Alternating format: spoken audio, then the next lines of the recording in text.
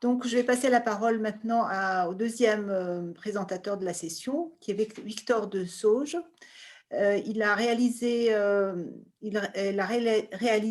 son doctorat sur les images photochromatiques de Becquerel au Centre de recherche sur la conservation.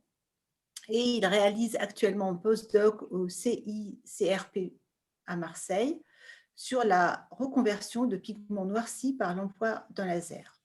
Donc, merci, Victor. Bonjour à toutes et à tous. Je vais rapidement introduire le débat qui a eu lieu au 19e autour de l'origine de ces couleurs, avant de vous présenter le plan de cette communication. Au 19e, le débat sur l'origine des couleurs des images photochromatiques est polarisé autour de deux hypothèses. La première, l'hypothèse pigmentaire, est formulée par Abney et fait intervenir un changement du degré d'oxydation de la couche colorée lors de l'étape d'exposition. La seconde, l'hypothèse interférentielle, est formulée par Zenker et testée expérimentalement par Wiener. Elle implique des couches régulièrement espacées d'argent photolytique dans le volume de la couche sensible.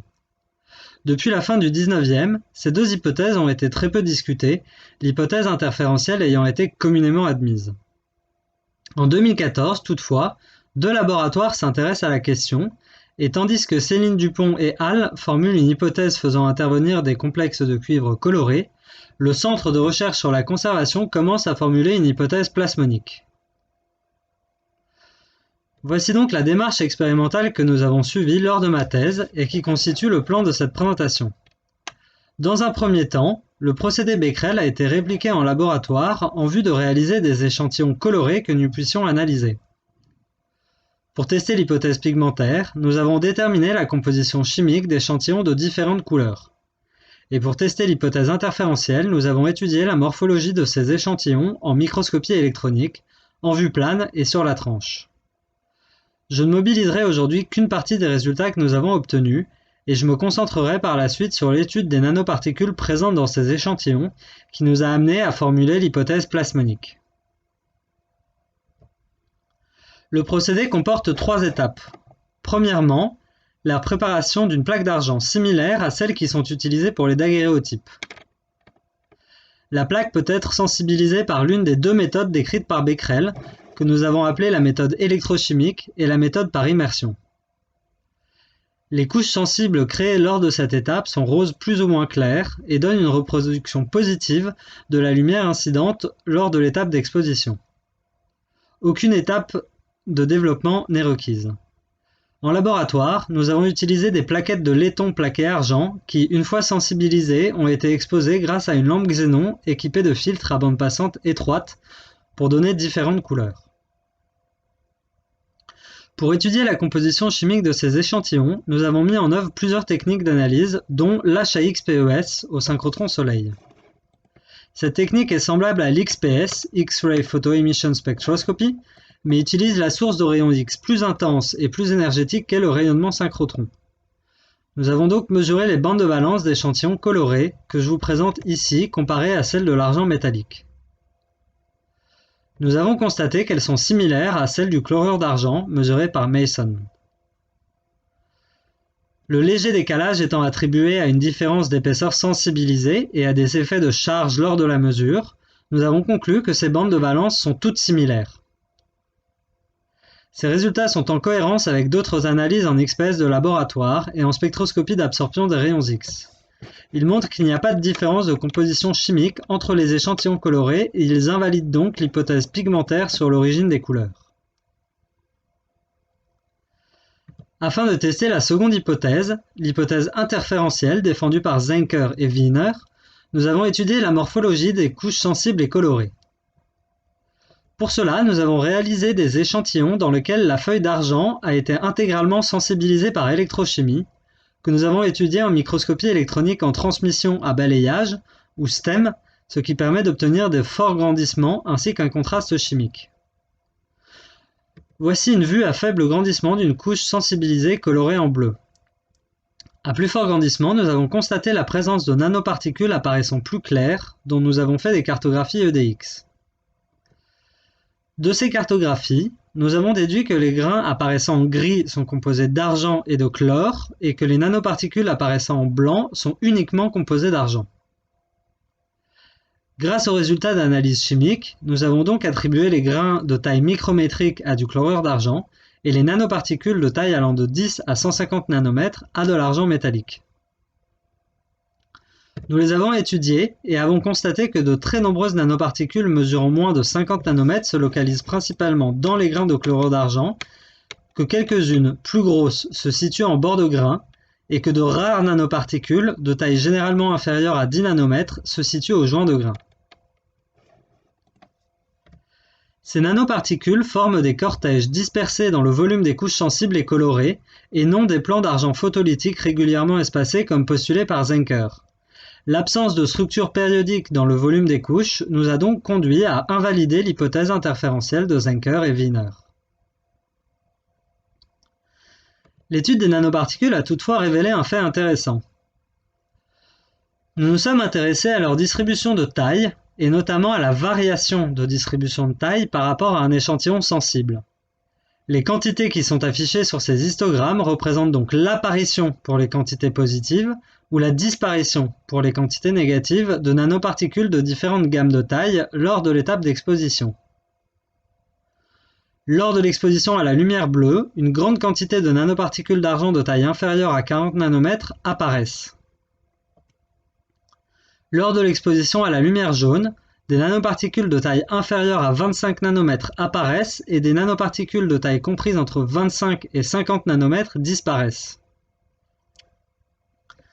Enfin, pour la lumière rouge, la gamme de disparition est comprise entre 30 et 45 nanomètres. Pour résumer, les cortèges de nanoparticules d'argent sont modifiés par l'exposition à la lumière. Des résultats plus précis montrent que les distributions de taille, de forme et de localisation des nanoparticules sont caractéristiques de chaque couleur. Ces résultats nous ont amenés à postuler une origine plasmonique aux couleurs des images photochromatiques dont nous avons montré qu'elles sont composées de grains micrométriques de chlorure d'argent et de nanoparticules d'argent métallique. Dans cette hypothèse, les couleurs seraient dues au cortège de nanoparticules d'argent absorbant la lumière par résonance de placement de surface. Sur ce schéma, les nanoparticules représentées en bleu absorbent le bleu, celles représentées en rouge absorbent le rouge, etc. La couleur résultante dans un échantillon sensible est donc le rose initial. Lors de l'exposition à la lumière, des processus de transfert de charge pourraient avoir lieu dans l'entourage des nanoparticules absorbant la longueur d'onde incidente. La barrière de Schottky entre le chlorure d'argent, un semi-conducteur, et l'argent métallique permettrait de piéger des électrons excités de la nanoparticule dans la bande de conduction du chlorure d'argent. La mobilité des ions Ag+ dans le chlorure d'argent leur permettrait de s'éloigner de la particule et des processus de recombinaison pourraient avoir lieu à une certaine distance, donnant lieu soit à la coalescence au niveau de particules existantes, comme ici dans le cas de la lumière rouge, soit à la formation de nouvelles particules, comme ici dans le cas des lumières bleues et jaunes. Les nanoparticules absorbant initialement la longueur d'onde d'exposition seraient donc modifiées en taille, forme ou localisation, ce qu'on pourrait appeler à la photoadaptation. Au final, elles n'absorberaient plus le rayonnement incident. La couleur résulterait donc de l'absence d'un certain type de nanoparticules dans les échantillons colorés. Autrement dit, l'exposition d'une couche sensible à un rayonnement visible modifie les particules qui l'absorbent. La couche prend donc la couleur du rayonnement, étant donné que le nombre de nanoparticules qui l'absorbent baisse. En guise d'ouverture, je vous présente les dernières mesures effectuées sur ces échantillons, et plus particulièrement dans l'entourage des nanoparticules. Il s'agit d'analyses en spectroscopie de perte d'énergie des électrons, en perte proche ou Hills low loss, effectuées dans un microscope électronique en transmission à balayage. Il s'agit de mesurer les pertes d'énergie subies par les électrons lors de leur traversée de l'échantillon. En cartographiant ces pertes, on a pu obtenir ce genre de résultats. Dans cette gamme d'énergie, les pertes sont dues au placement de surface autour des nanoparticules d'argent. Les énergies des modes de résonance plasmon peuvent donc être déterminées en intégrant les spectres dans les zones concernées. Nous voyons donc ici que cette nanoparticule en bord de grain présente deux modes de résonance, dont l'un, plus intense, situé côté vide de la nanoparticule, à 2,9 eV, ce qui correspond à une absorption dans le bleu, et un, moins intense, situé côté grain de la nanoparticule, à 1,9 eV, ce qui correspond à une absorption dans le rouge. Cette technique pourrait ainsi être appliquée pour l'étude in situ des propriétés plasmoniques des images photochromatiques durant l'étape d'exposition à la lumière. Voilà. Je rappelle que ces résultats ont été obtenus au cours de ma thèse, soutenue en décembre 2018 et qui est donc accessible en ligne. Par ailleurs, deux publications ont été acceptées dans le Journal of Cultural Heritage et dans Angewandte Chemie. Enfin, dans le cadre du programme doctoral SACRE de l'université PSL, j'ai participé à plusieurs expositions et j'ai proposé à plusieurs artistes de s'emparer du procédé Becquerel. Une exposition intitulée Rétine minérale a eu lieu après ma soutenance, exposition dont le livret est disponible avec ma thèse si ça vous intéresse. Voilà, je vous remercie de votre attention. Merci pour ce très bel exposé. Donc, vraiment, j'ai beaucoup apprécié notamment toutes ces expériences scientifiques sur les nanoparticules de l'argent et les observations qui sont liées qui expliquent les couleurs. Donc, il y a une question, mais je ne sais pas si elle est adressée peut-être à un des deux présentateurs. Il y a un autre grand inventeur de la photographie couleur à la même époque, Ducos de Oron. Quels étaient les rapports entre ces deux scientifiques? Est-ce que cet échec de l'image photochromatique n'a pas compromis pendant longtemps l'usage de la couleur en photographie?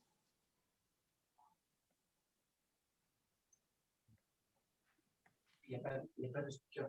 Peut-être que Bertrand… Bertrand peut répondre. Oui. Bertrand, peut-être vous pouvez répondre. Oui, je peux répondre. Je pense que Victor a été déconnecté, enfin, ou alors il y a des problèmes de branche.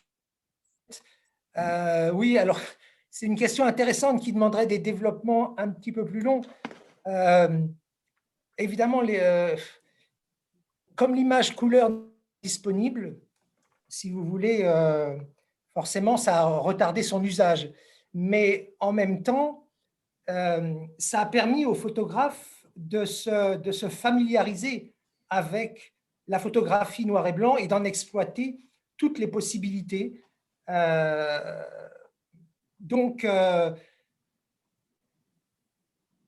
cette aptitude à maîtriser, enfin, cette habitude que les photographes ont appris à maîtriser le noir et blanc a fait que la photographie couleur a mis beaucoup plus de temps à s'intégrer à la pratique photographique. Il faudra attendre la fin du XXe siècle, les années 1970-1980, pour que l'art photographique intègre la photographie couleur. Alors, il y a bien sûr, c'est bien sûr pas la question de l'image photochromatique, mais c'est le décalage qu'il y a eu entre la mise à la disposition d'un procédé couleur et la possibilité de faire de la photographie. Les photographes se sont retournés vers la photographie noir et blanc, qui a été largement utilisée, même quand la photographie est disponible. Les grands photographes, les plus connus dans la photographie artistique, ont continué à utiliser le noir et blanc pour leur photographie artistique et la couleur pour les applications commerciales, pour la publicité, pour la mode. C'est assez intéressant de noter que la couleur, en fait, elle a été un peu méprisée, si vous voulez, par beaucoup de gens, et c'est quelque chose qui, ça remonte même au XVIIe siècle avec la querelle des coloristes, où on donnait la primauté du dessin, du trait, de l'intention, par rapport à la couleur qui paraissait vulgaire. Perdurer aussi en photographie au cours du XXe siècle. Voilà, pour faire bref sur cette question intéressante, mais qui appellera d'autres commentaires, et s'il nous rejoint tout à l'heure, pourra partager son point de vue. Il nous a rejoint, en fait. Ah, bah, Victor. Donc, en tout cas, merci à vous deux pour ces très belles présentations. Edmond, je te laisse la parole. Merci, Inde.